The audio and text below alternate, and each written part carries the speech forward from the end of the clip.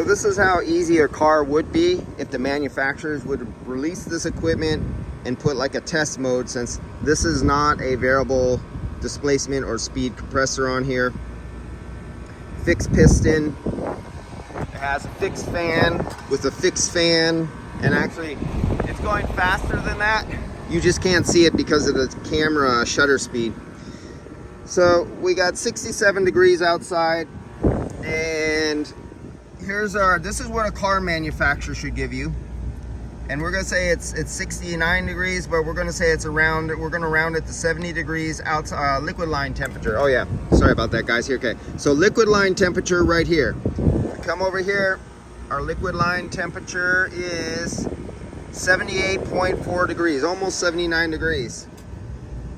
So if I come right here, if it's almost 79 degrees, let's round it up to an even 80. And the high side pressure, the liquid gas charge pressure, see where it says right there?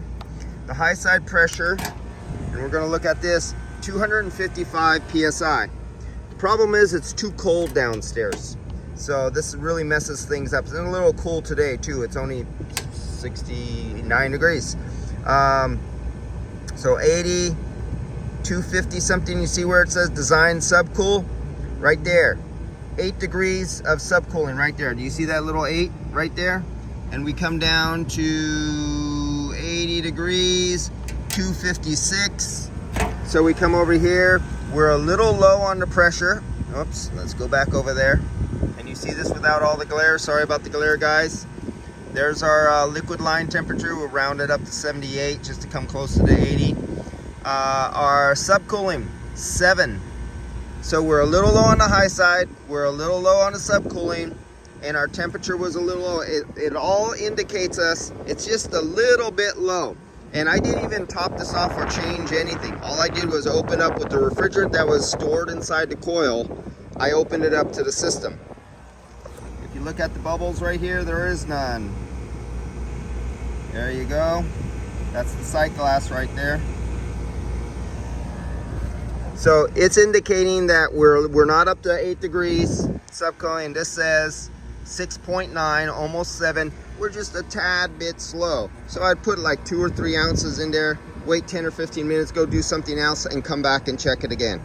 But what I need for them to do is right now the load is off in the room, all the equipment is off, so there's no heat in the room. I need heat, so I have to do it maybe tomorrow, because I'm going to be out here. I'm putting in the other one right now. And this is all your controls. Imagine if a car was so simple where they could put all your controls just in one really simple little thing, and you could like back probe everything. It'd be so nice. Okay, so I'm just a tad little low there. I'm gonna leave that because I need to get on and get the refrigerant charge into this other one. Oh, and by the way, I got the thermostat hooked up downstairs. So here's the thermostat right there, Sensi thermostat connecting.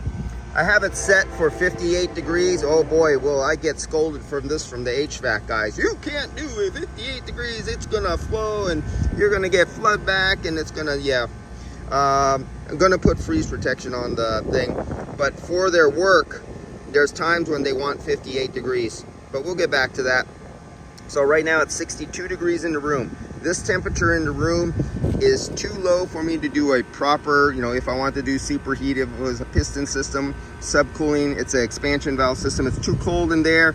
It's not a nice temperature outside because it's only 68 degrees. So here in Oakland, 68 degrees.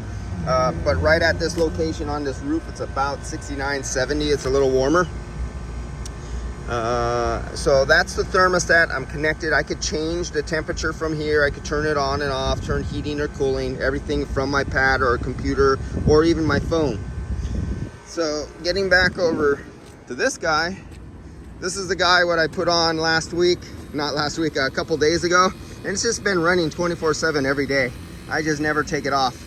And I've been too busy. I wasn't going to come in here on Sunday or anything like that. So it's definitely dry. It's been on since last week, or you know, well, the end of the weekday. So we're going to come back to this one. I'm going to release this refrigerant right now into this system. So this is all these coils inside here that you see in there. That's your condenser. You see all those rows, and they have those little spiny fins on them. So those are your fins, and there's a copper coil in the middle of that, or aluminum coil. I'm not sure what this one is, but that's all filled up with several pounds of liquid refrigerant. How many pounds? Well, let's see. I think their factory charge is, where's their factory charge? I don't know. Oh, yeah. I have a piece of paperwork that tells me what the factory charge is. But there's, let's say there's 7 pounds of refrigerant in this system. I'm just throwing a number out there. And when I release and open up this valve here, it will release and drain all that refrigerant that's inside these coils. Will immediately drain down this high side, go into the dryer, through the dryer, past the sight glass, into the system, go all the way down and hit that expansion valve, and slowly go past the expansion valve a little bit, and then the vapor pressure will come back here up on the other side. That's it. It is so simple to set the charge on these things. Automotive could be this simple if the manufacturers were willing to release the data, program in a test mode with all the parameters, and you guys can do this too. But oh no, the automotive industry, they can't do that.